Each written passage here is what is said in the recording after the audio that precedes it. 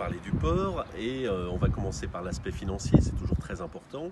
1,7 million, hein, voilà ce que coûte le désenvasement et la solution technique également pour empêcher que les sédiments se redéposent. 1,7 million, c'était prévu qu'on ait 20% d'aide du département.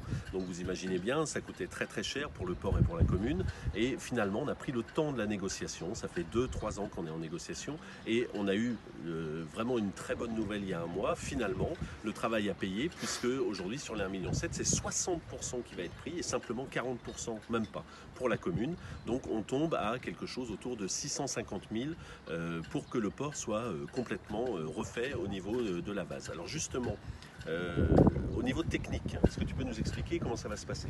Oui, alors concernant la technique, c'est vrai que c'est un dossier qui nous a demandé plusieurs mois, voire années de réflexion. Plusieurs phases ont été effectivement examinées. Le lieu de stockage de ces boues et de ces alluvions que nous allons récupérer, la technique sera la même que celle employée en 2008, c'est-à-dire une zone de stockage rudlique et un cheminement des boues par tuyau, avec un assèchement et ensuite un retour des eaux collectées par canalisation également.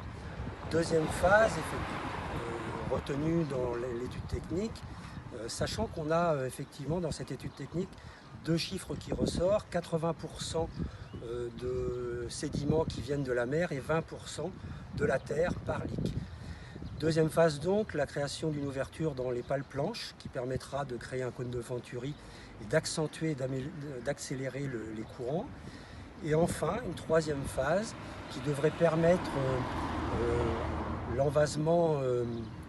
envasement moindre, on l'espère, à partir d'hydroagitateurs qui seraient disposés dans le port à plusieurs endroits et qui permettront effectivement, en fonction de l'ouverture de la porte du port, de pouvoir chasser et renvoyer ces sédiments vers la mer.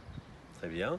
Et en termes de calendrier, je pense que ça c'est très important aussi. On a lu sur d'autres tracts, d'autres listes que il reprendrait le dossier à zéro, donc on repart pour 3, 4, 5 ans.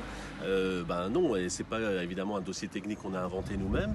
Nous, si effectivement notre liste passe, dès cet automne, le dévasement commence. C'est prévu qu'il soit terminé pour décembre, on va dire janvier pour être sûr, et les hydroagitateurs seront installés dès janvier-février. Ce qui veut dire qu'en gros, dans 6-8 mois, c'est terminé, les travaux du port sont terminés, et je pense effectivement c'est quelque chose de très important pour la commune, pour que dès le prochain printemps, dès le prochain été, ce soit réglé définitivement pour 10 ans au moins, 12 ans voire plus, et qu'en plus ce soit quelque chose au niveau financier qui ne coûte pas trop cher cette fois-ci à la commune. Donc oui, dans 6 mois, ça vaut le coup que le port soit fait. Merci.